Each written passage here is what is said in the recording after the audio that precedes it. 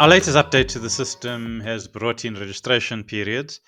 Previously, we had a date range for registration.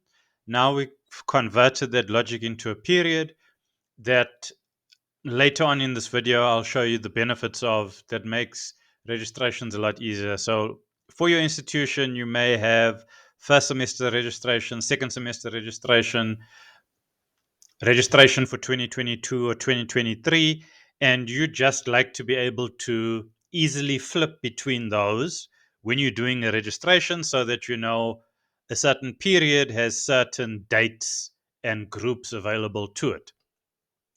So let's have a look at this. So this is an existing one where it was set up before the update.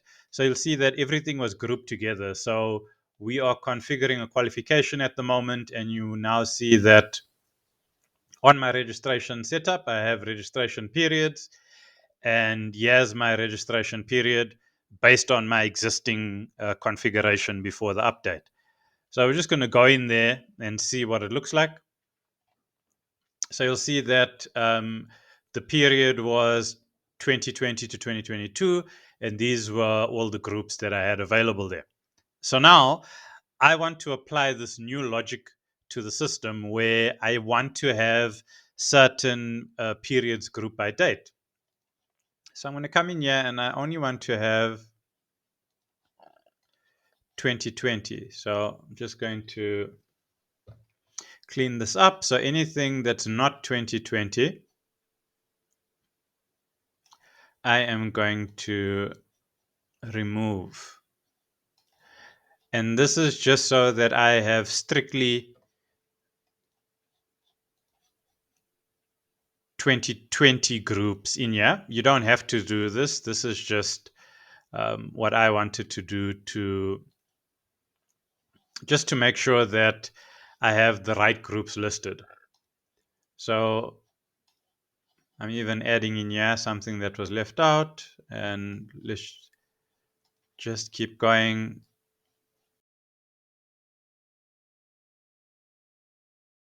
What if I've done this? What if I want to now have a new period that actually does include 2022? So I'm just going to create a new registration period, and this is for my on-site campus.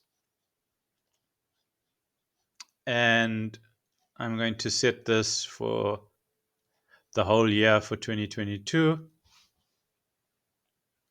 Okay, so now we look at this, and I'm only going to be adding my 2020 groups to it, 2022 groups to it.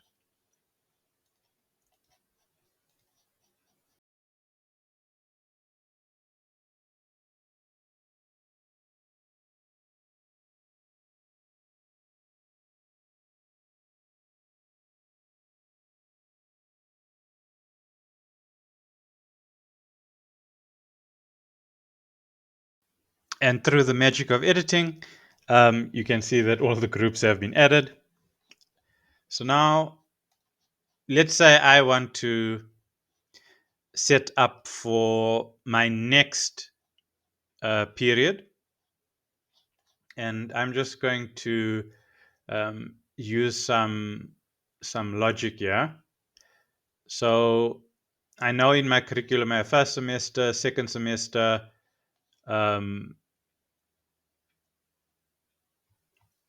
and what I'll do then is currently I have a particular layout here, and these are semester 2 modules. Okay. And I want to now from next year make sure that my stuff is set up according to semesters. So let me do that. So I want to add, I'm going to create a new registration period, and it's going to be for, I'm going to do semester 2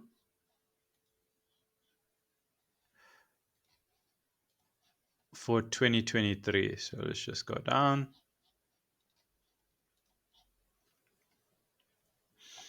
Right. And there's only certain modules that will go into semester two. So definitely this one. It makes it easy because I called it semester two. So that one will start in July till the end of the year. And it's going to be a 2023 group.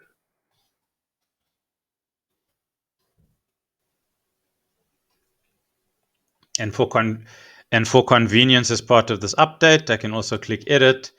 And if I'd filled in something incorrectly, I can also just change that right here without having to go physically uh, all the way back into my courses to change that. So that has been a welcome addition. The next thing is I just want to do a couple of, so it's fundamentals of business marketing, digital, and personal selling. So let's do fundamentals of business marketing.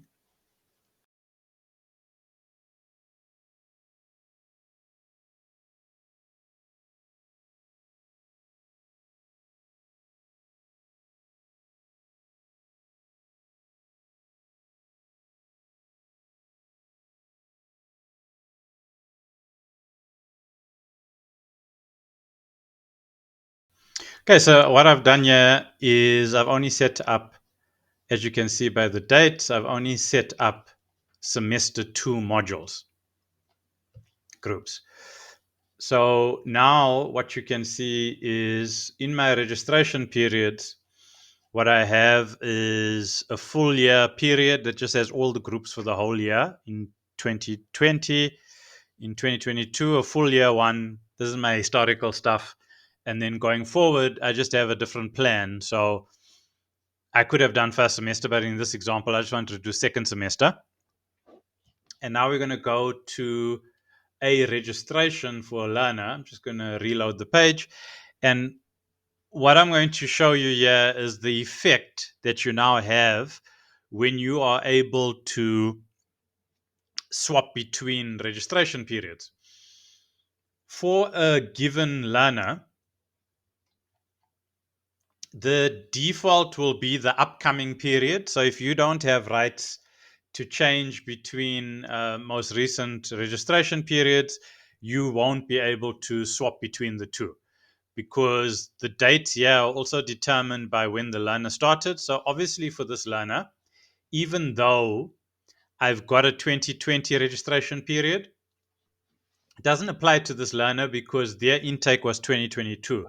So all the registration periods I've set up that overlap with the date that this learner started in, I can select. So I can now come in here and choose 2022. The page will then reload in accordance with the groups that we had for 2022. So once this reloads, you'll see that I can now do my 2022 registrations for stuff that overlaps for this particular learner. So if I was now dealing with my second semester for next year registration, I can then swap it. The system will then do all of the checks as it needs to and it reloads the page. And in the context in which it reloads, it will now be 2023. So I can then now select 2023 groups.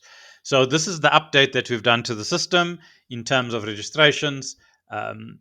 This is a useful feature that lots of institutions have requested. So hopefully you get to work with it. Also know that only if you have access rights against your profile will you be able to swap.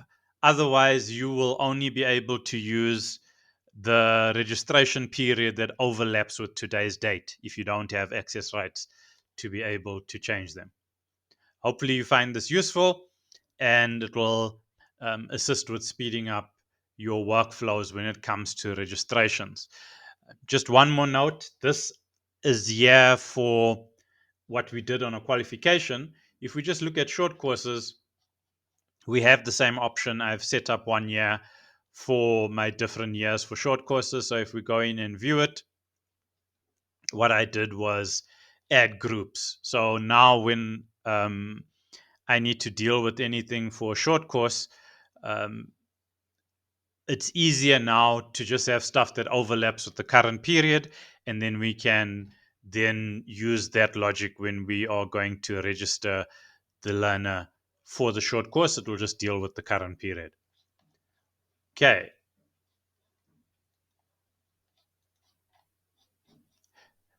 Thank you for watching this video. If you have any questions or queries, please send them through to support@studentmanager.co.za.